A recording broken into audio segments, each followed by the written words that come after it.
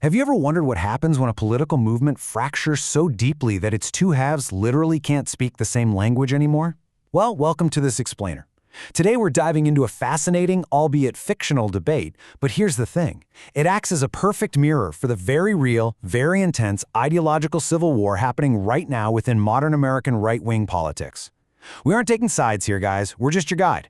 We're going to map out exactly where mainstream conservatism and white Christian nationalism collide, and look at why this divide might actually be permanent.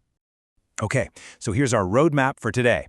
First, we'll meet the contenders. Second, we're defining the core threat. Third, we'll look at immigration and national identity. And finally, number 4, the future of the right. Let's just jump right in.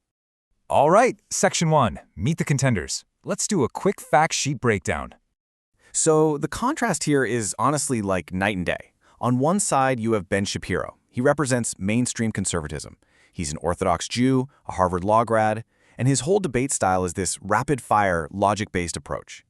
You know, he's the guy famous for the catchphrase, "Facts don't care about your feelings." But then on the flip side, you've got Nick Fuentes, representing white Christian nationalism.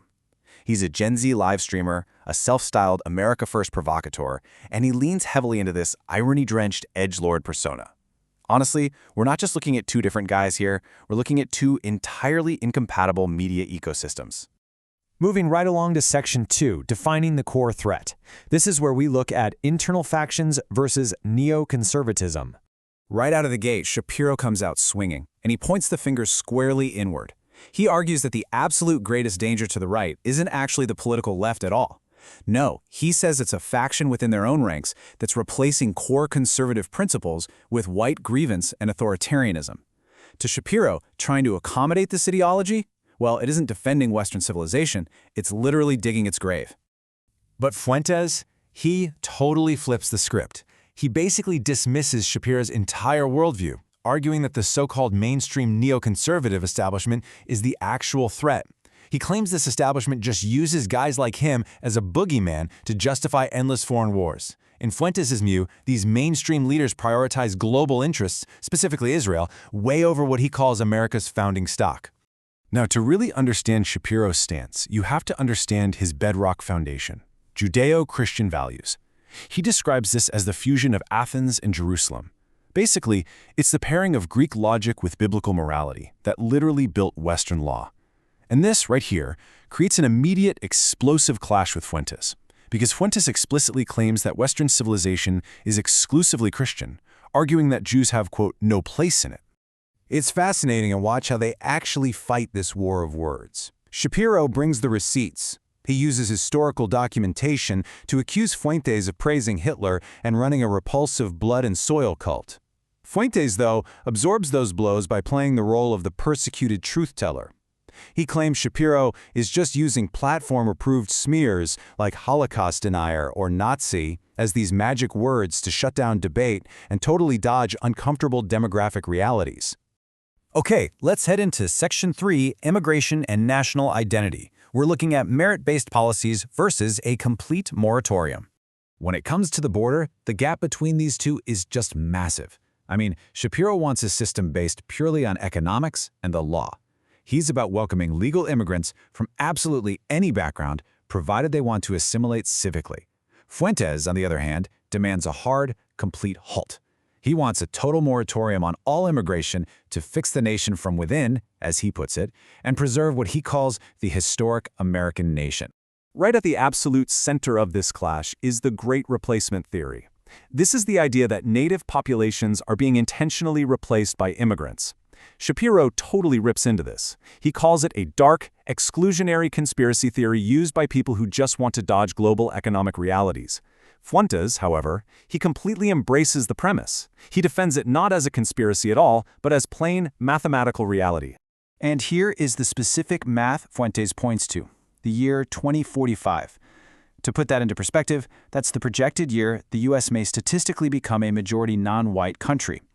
Fuentes uses this looming deadline to argue that Shapiro's policies literally amount to the demographic suicide of the founding population. He claims that mainstream conservatism is basically just managing the decline of the nation with a smile and a tax cut. Driven by that demographic anxiety, Fuentes presents a strictly tribal definition of citizenship. To him, America is for Americans, and he defines that using 3 really rigid criteria. You must be a descendant of Europe, a believer in Christ, and a carrier of historic heritage. He argues that a nation isn't just a piece of paper or a constitution, it's a literal family built on shared ancestry. Shapiro, of course, fires right back. He counters that true conservatism is an ideological marketplace. He argues that America is anchored in shared civic ideas and a moral order that's powerful enough to unite incredibly diverse people, specifically Christians and Jews. Actually, he goes as far as to call Fuentes' tribalism the ideology of a medieval principality, saying it's pathetic, exclusionary, and completely doomed to fail in a modern country. Which brings us to our final part, Section 4, the future of the right. The big question, can these visions coexist? Now, in his closing argument, Shapiro deploys a highly specific historical term, and we really need to highlight it: Führer principle.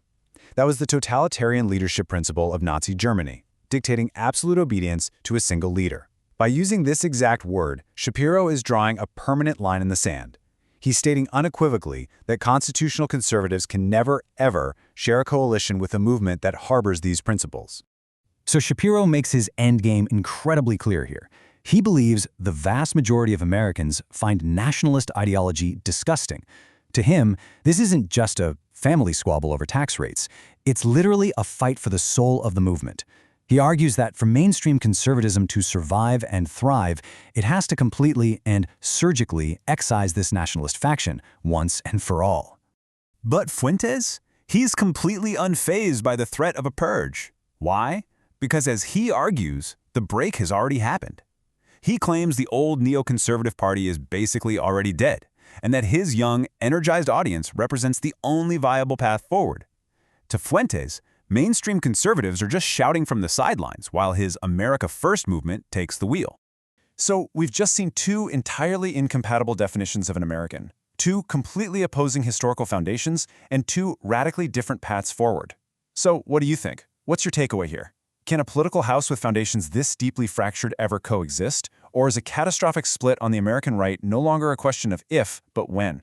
The next time you're scrolling through the political headlines, ask yourself, which of these 2 visions is actually winning the war? Thanks so much for joining us on this explainer.